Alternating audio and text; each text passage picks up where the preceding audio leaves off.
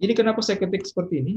IP route di tabel ini, IP route 192.168.20.0 ya, netmask 25.25.255.0 ya, melalui 40.2. 40.2 tadi yang mana? Di sini kan 40.1 ya. Di sini 40.2 ya. Jadi pintu keluarnya ini ke seberang ya, itu melalui pintu ini. Karena tujuannya adalah ke 20.0. 20.0 tadi yang ini. Ya. Kebetulan ada 2 rule, ada 30 juga. 30 itu ke sebelah lagi ya, ke sebelah network C ya, yang ini. Jadi mau kemanapun, mau ke network B atau network C, tetap saja pintu ini. Makanya di list notepad-nya itu IP keluarnya ya sama, gitu ya, gate-nya sama. Kita coba enter ya, sudah.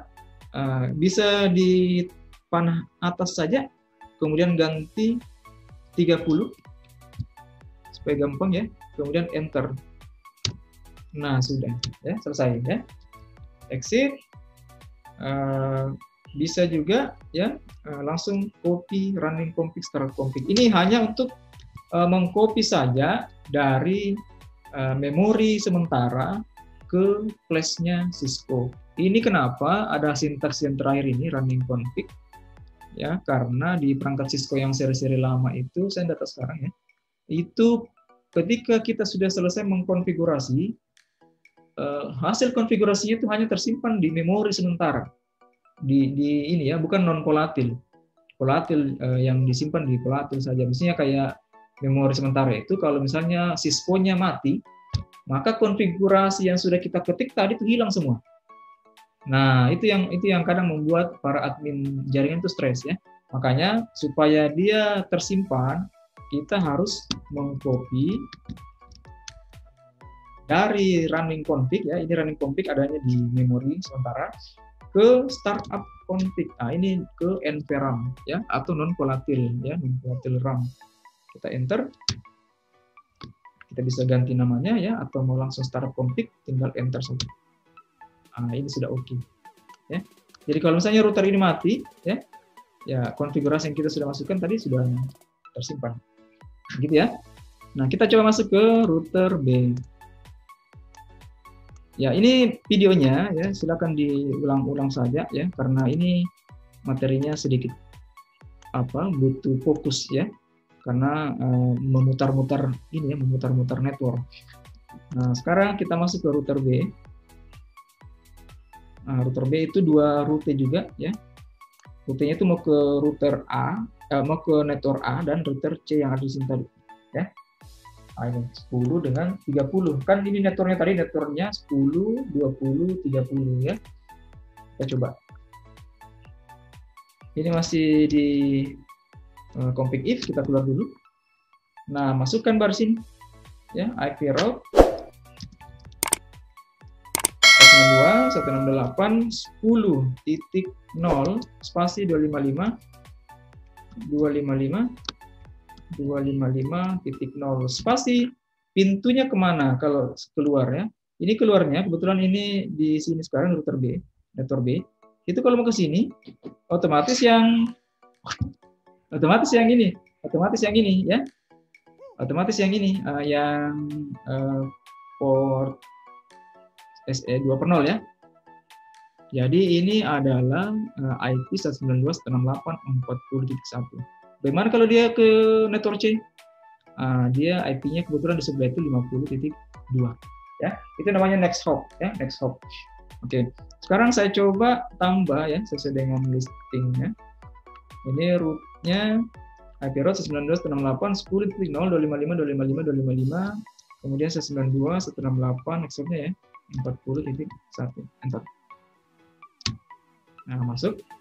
Kemudian ini kita ganti mengarah ke network C ya. Nah, dan next hop-nya itu adalah 50.2 gitu ya. 50.2. Saya enter. Kemudian perintah terakhir ya. menyimpan. Copy running config to startup config. Enter. Yes. Ya. Oke, seperti itu untuk router B. Terakhir, kita masuk ke router C. Nah, sekarang terakhir router C. Ya. Router C ini barisnya sama dengan router A tadi, cuma 2 baris, sama semua ya. Nah, di sini saya coba masuk di config if.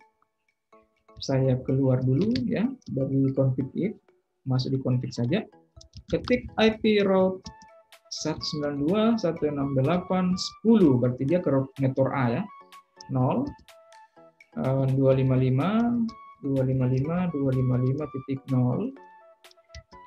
Kemudian next hopnya kemana? Kemudian pintu keluarnya sama ya, 50.1. Nah, untuk ke network B, cukup kita ganti tujuan destination networknya berapa ya. Kalau ini tadi yang di atas kan destination networknya adalah 10. Sekarang yang berikutnya ini destination hostnya itu adalah ke 20. Maksudnya tujuan networknya kemana ya, destination networknya kemana? Ke sini dan ke sini kan. Nah, ini 20. Enter. Enter kali. Kemudian kita copy running config to startup config ya. Enter. Nah, untuk konfigurasi router ini sudah selesai ya. Kita masukkan semua ya. Notepad-nya ini sebentar saya akan bagikan ya. Saya upload ke LMS untuk diikuti ya. Dan untuk mencoba network A, network B dengan network C ini ya, saya tulis dulu network A ya. Ini network